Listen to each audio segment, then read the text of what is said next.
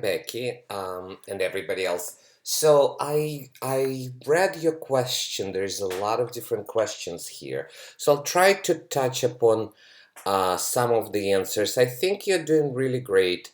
A lot of the exhibits that you see in your textbook, these reports, Exhibit 5.5, 5.6, 5.7, they don't exist in reality. It's just for you to learn how FIFO life weighted average specific ID works. Companies all use barcodes. You mentioned it in your question. It really has to do with scanners, automated reports nowadays. I do want to mention that with the actual shrinkage, you're asking a question here about shrinkage. Companies do have to do manual count of their inventory. However, we don't have to be perfect. So I work for a manufacturing company where, for example, large items that cost more than $100 had to be counted.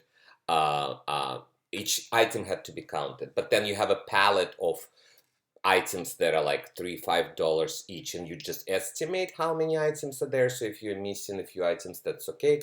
And then there are such issues like, you have an inventory like washers and like screws, like tiny items that could cost you less than 1 cent. You just weigh them. So but we had to like close the business. I mean, we had to do it on the weekend once a quarter. So once a quarter, the weekend, Saturday, Sunday, everybody who works in purchasing, everybody who works in project management and the warehouse comes in and recounts it. Companies such as Walmart do counting at night of their inventory. So like this shrinkage has to be done, but there are some errors allowed to happen. And with LCM, I think you notice that companies can apply LCM to the whole inventory or to subcategories or item by item, whatever is more beneficial to them. Um, Also here, so I wouldn't worry about these exhibits, goods purchased column. I understand when you see here an item like that, each item is $106, 115. This is usually the purchase price. So if the company, like your exhibit here is absolutely correct. So beyond purchasing the items, freight in, import duties, insurance could be included as the cost of the item if the company has to pay for them, right? Often the seller pays for these additional costs. So your your understanding of merchandise inventory is absolutely correct. So we debit it when we purchase items for sale. And then when you pay for transportation, for freight in or transportation in, it's actually usually a separate invoice. So it's not allocated per item. So you usually get a separate, so you would debit merchandise inventory credit accounts payable for the company. You're buying $10,000 worth of merchandise, and then there's a separate invoice for transportation, let's say $500, you pay cash.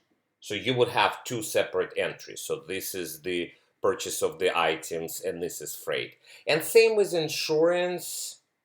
It's usually for insurance you pay per quarter, that covers all of your freight in and freight out sometimes too. And import duties, again, if you pay for it, it's usually not included in the purchase order from the specific company. And then when you sell and when you have sales and when you make purchase returns and allowances and when you get purchase discounts, you this was in chapter 4, you credit merchandise inventory. By the way, in business 1B, when we do manufacturing, instead of one inventory account, we will have 3 different inventory accounts, so it will get a little bit more complicated. So I think I tried to touch upon most of these ideas here.